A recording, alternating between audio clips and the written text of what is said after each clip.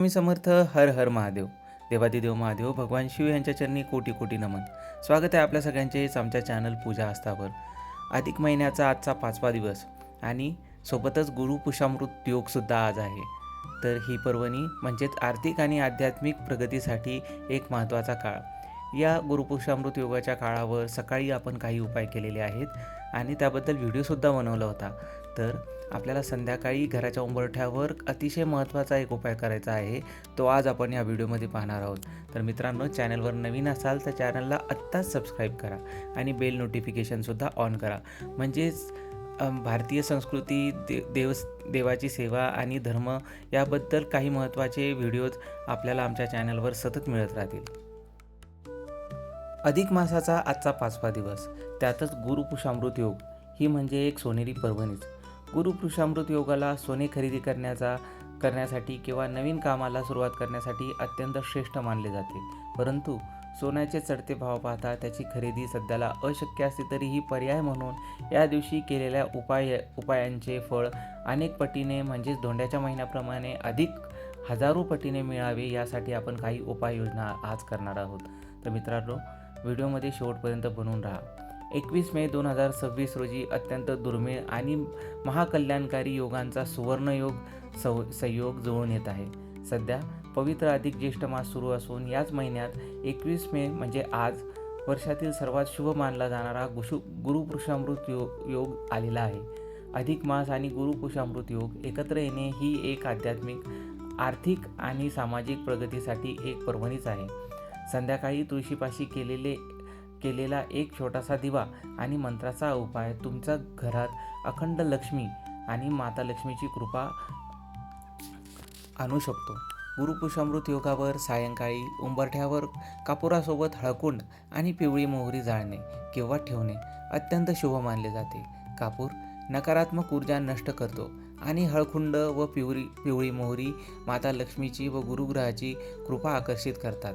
यामुळे घरात सुख, समृद्धी आणि सकारात्मक ऊर्जा टिकवून ठेवली जाते आणि निश्चितच घरातील व्यक्तींची आणि पर्यायाने घराची सुद्धा भरभराट होते. आता या व्हिडिओमध्ये आपण गुरुपुषामृत योगावर उंबरठ्यावरील काही सोपे उपाय पाहणार आहोत, जे की आपल्या जीवनामध्ये सुख समृद्धीची लाट घेऊन येतील. पहिला उपाय, शुद्धीकरण.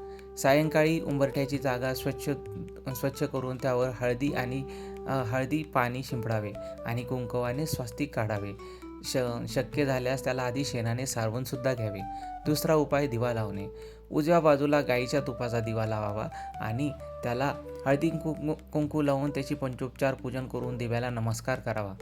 तिसरा उपाय, कापुरासोबत एक अखंड हळकुंड किंवा पिवळी मोहरी जाळावी किंवा लाल कपड्यात हळकुंड व 1 रुपयाचे नाणे बांधून उंबराजवळ ठेवावे. चौथा उपाय, मंत्रपूजेदरम्यान ओम श्री महालक्ष्मी नमो या मंत्राचा जाप करावा. पाचवा उपाय, वेळेची निवड. दिवे लागणीची वेळ ही अतिशय महत्त्वाची वेळ या उपायाकरता आहे. हा उपाय गुरुपुषामृत योगाच्या दिवशी म्हणजेच 21 मे 2026 म्हणजेच आज सायंकाळी दिवे लागणीच्या वेळी सूर्यास्तानंतर प्रदोष काळामध्ये आपल्याला करायचे आहे. तेव्हाच आपल्याला या उपायाचे योग्य असे फल मिळेल. सहावा उपाय, दिवा तयार करणे. एक मातीचा दिवा घ्या, त्यात गाईचे शुद्ध तूप घाला आणि कापसाची वात ठेवा. या तुपात 1 चिमूटभर हळद, 2 अख्ख्या लवंगा व शक्य झाल्यास काळे तीळसुद्धा टाका. 7वा उपाय, तुळशीपाशी स्थापना. हा तयार केलेला दिवा तुमच्या घरातील पूजनीय तुळशीच्या झाडाजवळ किंवा तुळशीच्या वृंदावनापाशी शांत चित्ताने प्रज्वलित करा आणि आपल्या मनातील कामना देवादिदेव महादेवांना, भगवान विष्णू यांना आणि श्री स्वामी समर्थ महाराजांना सांगून त्यांना मनोभावे नमस्कार करा. 8वा उपाय, महामंत्राचा जप. दिवा लावल्यानंतर तेथेच हात जोडून बसा आणि भगवान विष्णू यांच्या ओम वैष्णवे नमः या महामंत्राचा 108 वेळा मनोभावे जप करा. तर मित्रांनो, या प्रकारे आपल्याला उपाय करायचे आहेत. यातच एक उपायाने घराला होणारे 4 मोठे फायदे. पैशांचा ओघ वाढेल. ज्योतिषशास्त्रानुसार हळद आणि लवंग हे दोन्ही घटक माता लक्ष्मी आणि भगवान विष्णू यांना अत्यंत प्रिय आहेत. तुळशीपाशी हा दिवा लावल्याने व्यवसायात प्रगती होते आणि उत्पन्नाची नवीन साधने निर्माण होतात. यामुळे हळदी कुंकवाचा आणि दिव्याचा हा उपाय आपल्याला नक्कीच करायचा आहे. हा उपाय न चुकता आपण लक्षात ठेवा आणि पूर्ण करा. लक्ष्मी स्थिर राहील.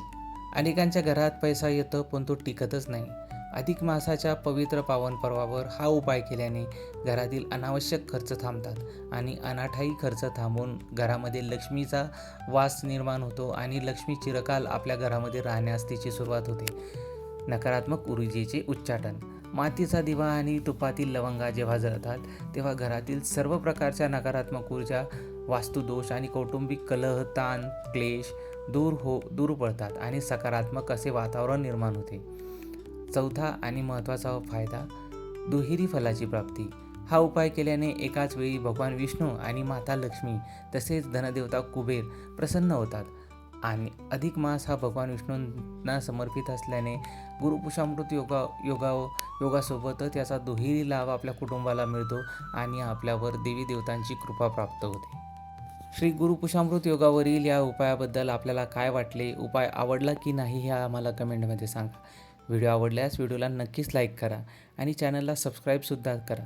तसेच हा व्हिडिओ आपल्या मित्रपरिवारासोबत, आपल्या प्रियजनांसोबत शेअर करा. म्हणजेच गुरुपुषामृत योग आणि अधिक मासाच्या या 5व्या दिवशी ते या पर्वणीचा फायदा घेऊन आपल्याही जीवनाचे मंगल सार्थक करून आपली प्रगती साधतील. श्री स्वामी समर्थ. हर हर महादेव.